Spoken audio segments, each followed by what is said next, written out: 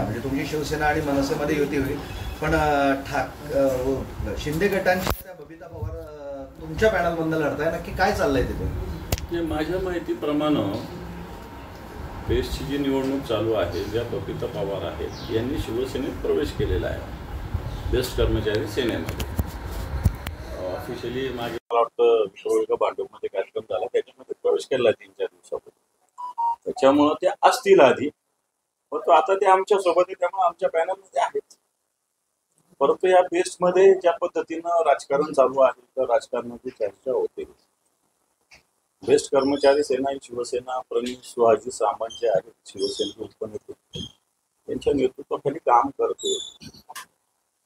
मनसेची union सुद्धा आमच्या सोबत आम्ही एकत्र करतो.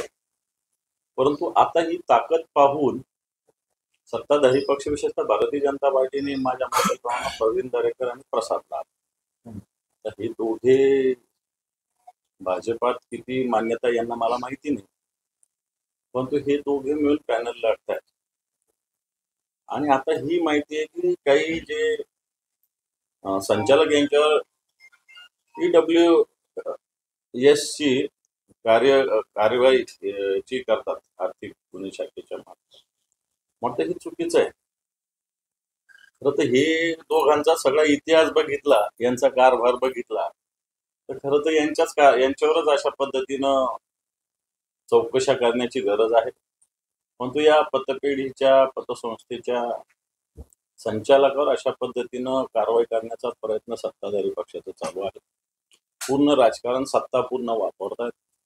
आता मी माहिती घेतली, कोविडच्या काळामध्ये ज्या बेस्ट कर्मचाऱ्यांना जे काही थकीत अनुदान असेल, थकबाकी असेल, ते देण्याचं जेव्हा ठरलं, तर जे मतदार आहे त्यांनाच मिळालं, बाकी जे मतदार नाही त्यांना दिलं नाही. याचा अर्थ कशा पद्धतीनं सत्तेचा मिसयूज या ठिकाणी होतोय दिसतोय.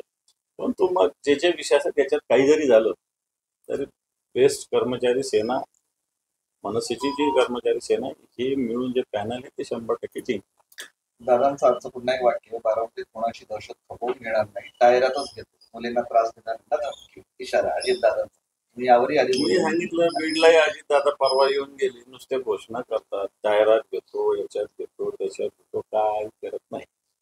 नुसतं त्यांचं बोलणं असतं, बाकी अशा पद्धतीनं डायरेक्ट घेतो वगैरे अजित दादाकडून काही होत नाही. घरोघरी मातीच्या चुली, तशी त्यांची सुद्धा चूल मातीचीच, एवढंच सांगितलं.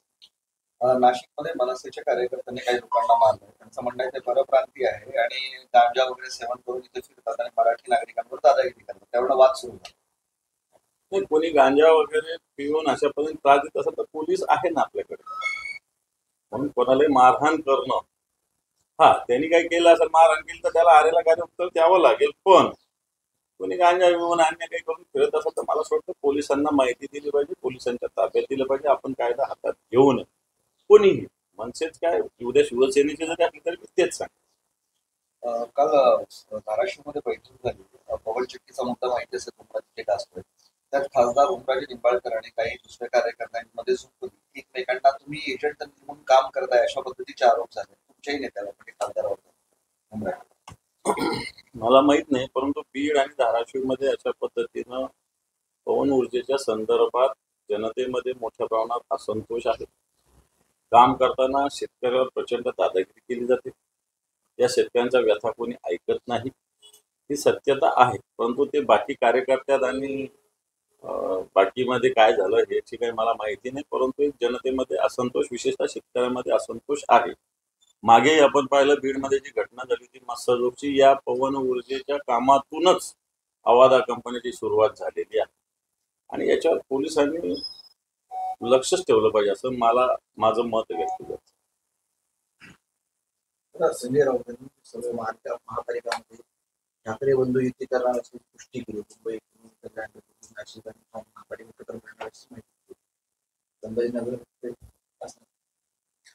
पण असं होत असतं तर सगळीकडेच होत असतं, एकाच ठिकाणी होईल अशातला काही भाग. त्यांनी ठीक आहे, बोलता बोलता 2-4 महापालिकेचं नाव तोंडात येत असतं, तसं त्यांनी ते घेतलेलं आहे. पण कोणत्या महापालिकेचं नाव तोंडात आलं नाही म्हणजे तिथे करणार नाही असं त्याचा काही अर्थ नाही. रोहित पवार असं म्हणाले की अजितदादांचा पक्ष गोपनीयता एक नेत्याकडे हायजॅक करण्यात आला. रोहित पवार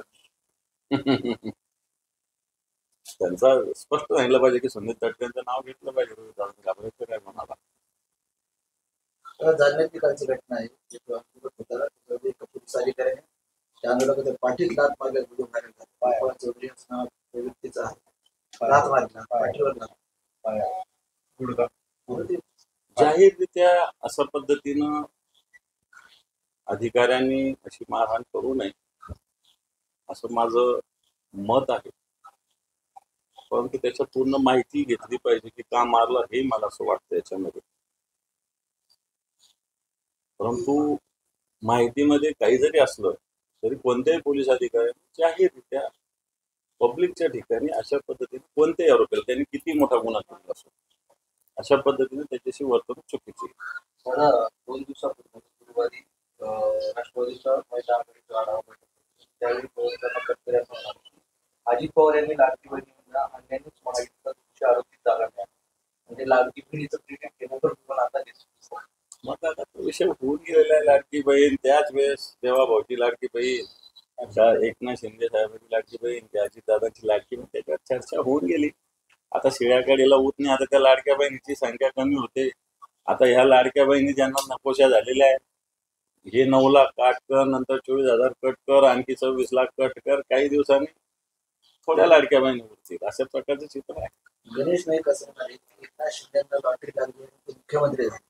कमावलेलं टिकवता आलं पाहिजे असा गणेश नाईकांचा सल्ला आहे. कमावल्यापेक्षा काय टिकवलं हे सामान्यांच्या ध्यानात राहतं असे नाही. काही चूक बोलले गणेश नाईक साहेब असं मला वाटत नाही. लॉटरीच लागली, गद्दारीचं बक्षीस त्यांना मिळालं. परंतु नुसतं कमावण्यावर पक्ष चालतो किंवा लोक चालतात हे फार थोड्या काळाचं असतं हे मी सांगतो. दादा, जळगाव जामोद या ठिकाणी जे होतं जीवगाव प्रकल्पाचा ते शिल्प पैसे मिळावे या मागणीसाठी आंदोलन करण्यात आलं. तर जलसमाधी आंदोलन सुरू होतं, तर त्या दरम्यान त्या ठिकाणी ते युवक वाहून गेला. 12 तास होऊन आताही सापडलेला नाही. अशी अतिशय हृदयद्रावक घटना आहे. महाराष्ट्रात अनेक प्रकल्प होत आहेत, झालेले आहेत. कित्येक प्रकल्पग्रस्तांचा टाहो सरकारच्या कानापर्यंत पोहोचत नाही. आणि हा जळगाव जिल्ह्यातला जळगाव जामोदचा हाच प्रकार जीवगाव प्रकल्पासाठी दिसतोय. खर तर जो मुलगा वाहून गेला तो आंदोलन करत होता. ज्या विषयासाठी त्यांनी आंदोलन केलं त्या विषयातील संबंधित अधिकाऱ्यांनी याला जबाबदारी यांच्यावर टाकली पाहिजे असं मला तरी वाटतं. जेणे